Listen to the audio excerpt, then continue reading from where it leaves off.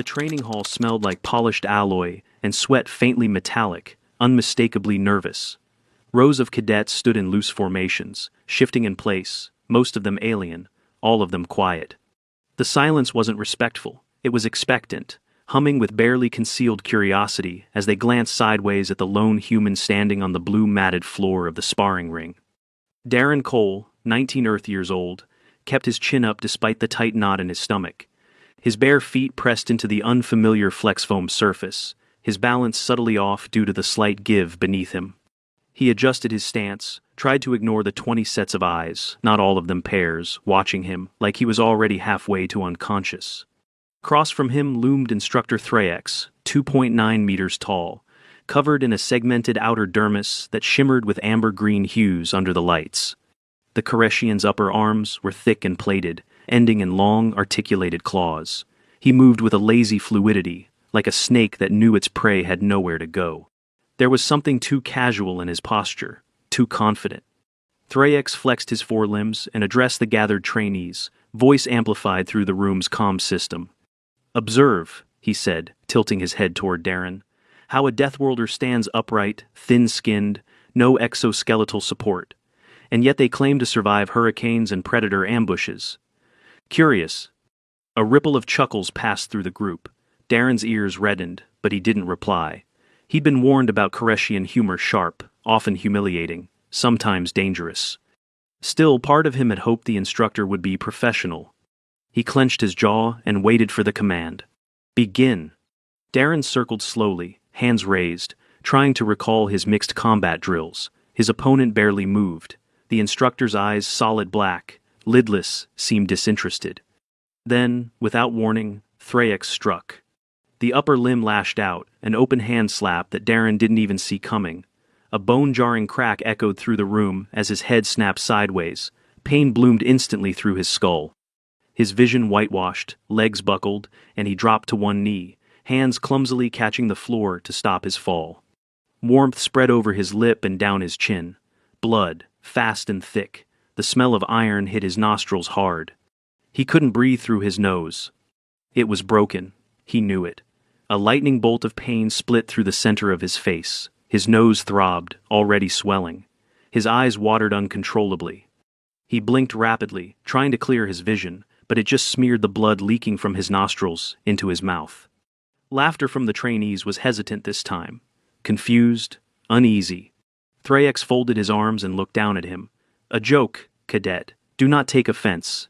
It is tradition in Koreshian drills to test resilience with a sudden strike." Darren didn't reply. He couldn't. His teeth were clamped together, not from fear, but to keep himself upright. His breathing was shallow. The pain was dizzying. He tasted copper and bile. The instructor turned away slightly, addressing the group again. "Note the recovery posture. He remains conscious. Admirable." 30 seconds. It wasn't long, just enough time for shock to hit, for adrenaline to light a fire in Darren's chest. His vision sharpened again, tunneling in on the back of Thraex's extended right arm. The same arm that struck him, still carelessly dangling, not expecting retaliation. Something in Darren's muscles tightened, a twitch. He remembered the knife clipped to his thigh strap, standard issue for trainees in hand-to-hand drills. He moved. Fast. One step, silent, tight to the floor. His fingers found the hilt and drew the blade. It wasn't long, just under 8 inches, but it was sharp, a carbon steel composite meant for drills with dummy flesh. But Thraex wasn't a dummy. The blade sang as it sliced through the instructor's lower arm, at the joint right between the plated sections, where muscle flexed unprotected for reach. Darren's grip was solid. His aim was lucky maybe, but trained. The edge bit deep. Thraex roared, not screamed, roared. His severed hand hit the mat with a wet slap. Arterial fluid sprayed across the floor, dark and viscous. The alien staggered backward, 3 legs splaying for balance, his remaining hand clamped over the stump, already slick and pulsing. The training hall erupted. Trainees scattered or froze. Alarms blared overhead, automatic systems detecting violent trauma. Medics surged in from the corridor, 2 humans, a Thalen and a Vor medic bot. The team split instantly, triaging without orders. Darren's knife clattered to the floor. His legs buckled again, this time without the will to hold them. He collapsed sideways, one hand clutching his nose, the other splayed out in a pool of his own blood. His face was smeared, eyes red, expression blank. "Get him stable," one of the human medics barked, sliding to Darren's side. "Fractured nasal bridge, heavy bleeding, he's shocky." "Thraex is hemorrhaging," shouted the Thalan medic, already spraying coagulant foam over the stump. "We need to clamp it now." The next 10 minutes blurred into flashing lights and shouted instructions. Darren was lifted onto a stretcher, his head immobilized. He gasped through his mouth, gauze packed into both nostrils, blood still trickling past the stuffing. Every bump made his face explode with pain. One medic squeezed his hand, whispering reassurances. He didn't understand most of them. Thraex, still upright somehow, was ushered away in a separate med stretcher, his expression unreadable. His arm, what remained, was sealed in a pressure cast. The floor behind him was streaked with alien blood. The hall fell silent again once they were gone. A puddle of red and green soaked into the edge of the sparring mat. And no one laughed. The medical bay reeked of antiseptic foam and alien blood oxidizing in containment bins. Darren lay half-reclined in the diagnostics cradle, breathing carefully through his mouth as a soft hum scanned the upper half of his face. He was shirtless, his skin clammy, IV hooked into his left arm, delivering fluid and painkillers that hadn't yet dulled the throbbing across his skull. The nasal bridge had already begun to bruise. Swelling pushed awkwardly at the gauze plugs in both nostrils, distorting the angle of his face. Every breath felt like a wheeze through a straw, jammed between broken bricks. He couldn't speak, not without risking another nosebleed or crying from the pain. Dr. Halvorsen, a short, powerfully built woman in her 40s, stood over him with a scanner. She wasn't looking at the screen. She was looking at Darren. "You should be unconscious," she said. Not accusingly, just with the flat incredulity of someone who had worked too many triage shifts and still didn't understand her patients. "You've lost about half a liter of blood. Your vitals are erratic. You retaliated with precision, targeting to a vulnerable joint. I'm not saying it wasn't justified, but, Jesus, kid. You cut off his hand 30 seconds after getting your face caved in." Darren tried to nod but winced instead. She sighed. "Fine, don't answer. We'll set the nose once we're sure you're stable." The scan confirms a displaced fracture and cartilage deviation. "You'll need reduction under sedation. Could have been worse. At least you didn't shatter the orbital ridge." She turned to her assistant. "Get the mold ready. He'll need nasal splints for 10 days, minimum. Breathing will be rough for a while." Across the room, separated by a partial wall and a very aggressive bioshield, Thraex lay in his own cradle. His stump was wrapped in sterile sheath foam, the pressure cuffs blinking red and orange as they synchronized with the rest of his failing vitals. He hadn't spoken since arriving. His 3 eyelids blinked in slow, unsynced intervals. Beneath the plating, his dermis had gone an unhealthy shade of dull bronze. 2 Karshian medics worked quietly around him, applying what looked like a neural mesh to the upper limb, locking down nerves that still spasmed involuntarily. The silence between the bays felt louder than the alarms had been. 3 hours later, Darren was wheeled into recovery, nose freshly set and splinted. A dull ache settled over his face, thudding in time with his pulse. The gauze packing remained, stitched into place. He was on liquid food, heavy painkillers, and a soft warning not to talk or exert himself for at least 48 hours. Lieutenant Barron, the human liaison officer, arrived sometime after Darren was propped up and mostly coherent. He pulled a stool beside the bed and sat with his hands clasped, elbows on knees. Barron didn't speak right away. He just studied Darren for a long moment. His face was unreadable. Then, he said it was a joke. Darren blinked slowly. "I saw the footage," Barron continued. "The hit was deliberate, full force, not a test, not training, just a spectacle." Darren's eyes narrowed. "The problem is, it worked. You gave them a spectacle." Barron leaned back, folding his arms. "You maimed an instructor on camera. Doesn't matter that he started it. It's all protocol violations now, diplomatic review boards, ethics panels. And I have to write a dozen reports saying we're not at war with the Koreshian Directorate because a 19-year-old slashed their decorated trainer to the elbow." Darren opened his mouth slightly, as if to explain, but the pain stopped him. "Don't," Barron said quickly. "I get it. I do. Fight or flight response. You've trained since induction to respond with deadly force when threatened. No one's punishing you. But you need to understand something, Darren. Baron's voice dropped. They already don't trust us. Every species here thinks Deathworlders are unpredictable, violent, made of scar tissue and bad decisions. What happened in that ring? It doesn't help. He paused, then added more softly. But it does explain us. Thraex didn't regain full consciousness until the next morning.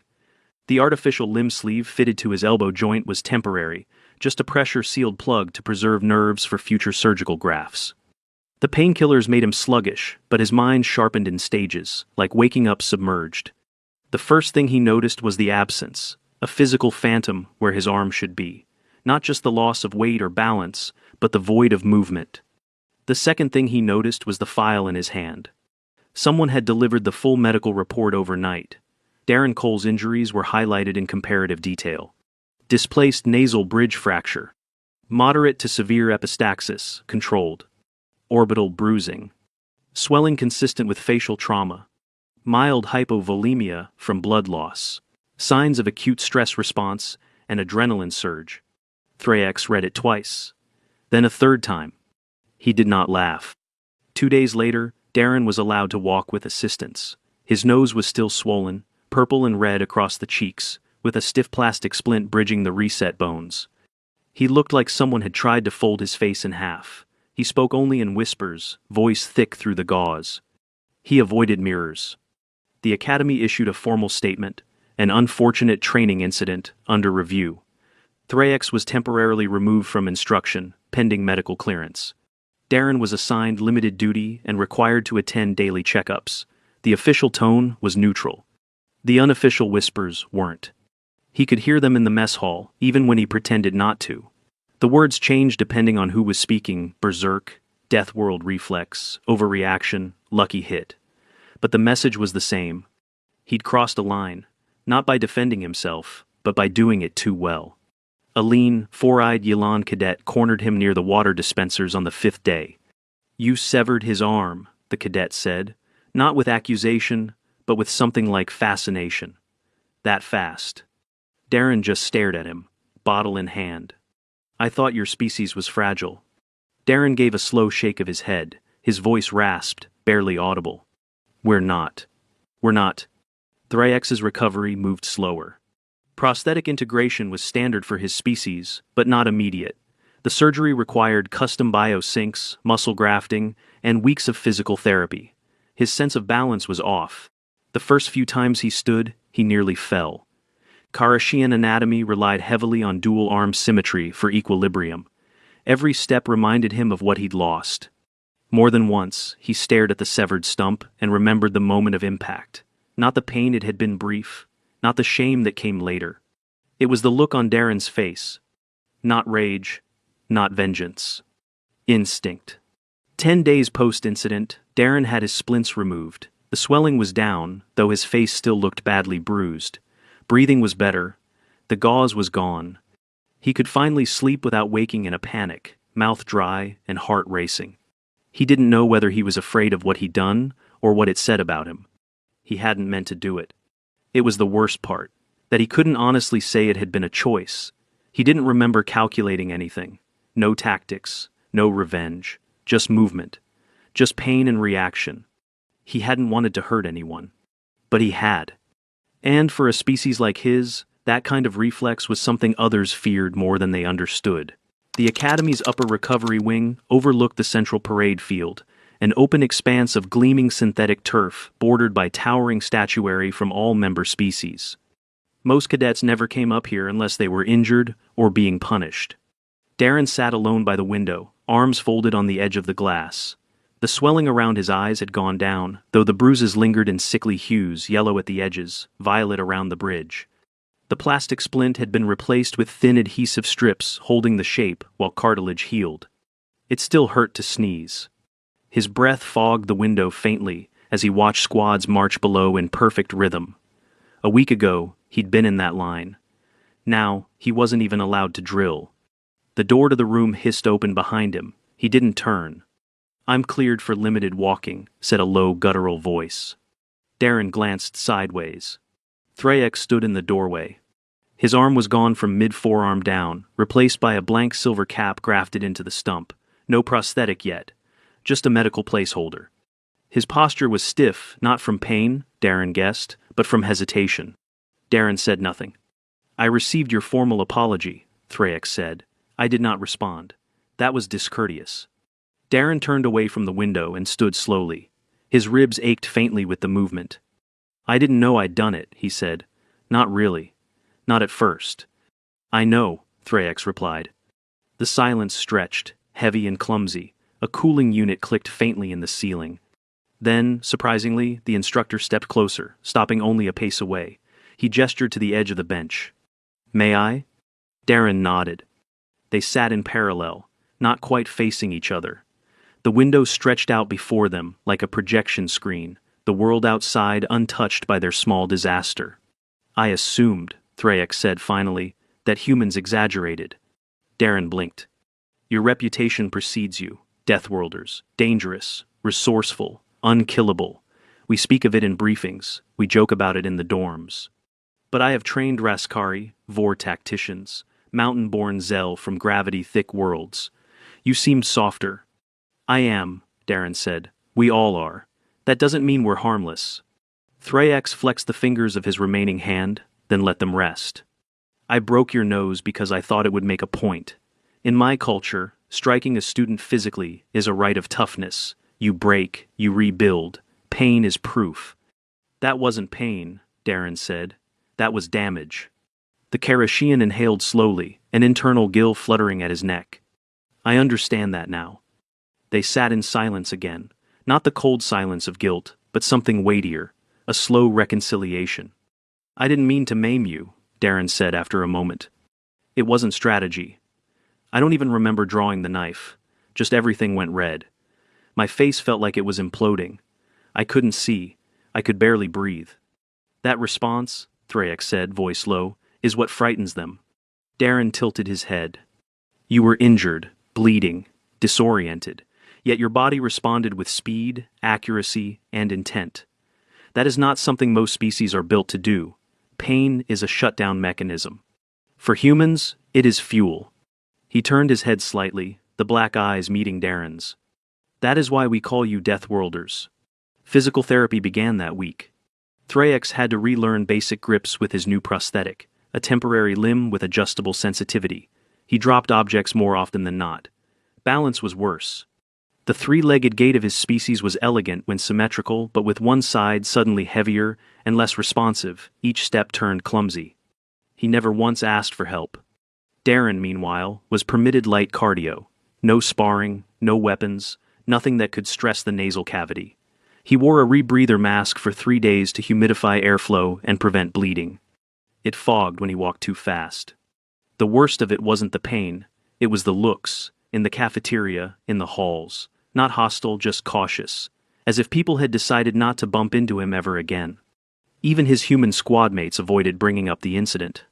His closest bunkmate, Reyna, finally broke the silence one evening. "I saw the footage," she said, keeping her eyes on the monitor as she updated her drills. "Didn't know a Koreshian could scream like that." Darren didn't answer. "You shouldn't feel guilty," she added. "You didn't start it." "I don't," he said. "I feel ashamed. There's a difference." Reyna paused. "I'd have passed out after a hit like that." "I almost did." She didn't reply, just kept typing. After a moment, she said, "He's still doing therapy, right?" "Yeah." "Good, you should go watch." Darren looked up. "Why?" "Because he didn't press charges."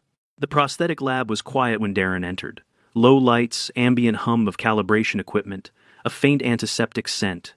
Thraex stood with one arm braced against a metal bar, trying to balance on his hind legs while lifting a weighted rod with the prosthetic.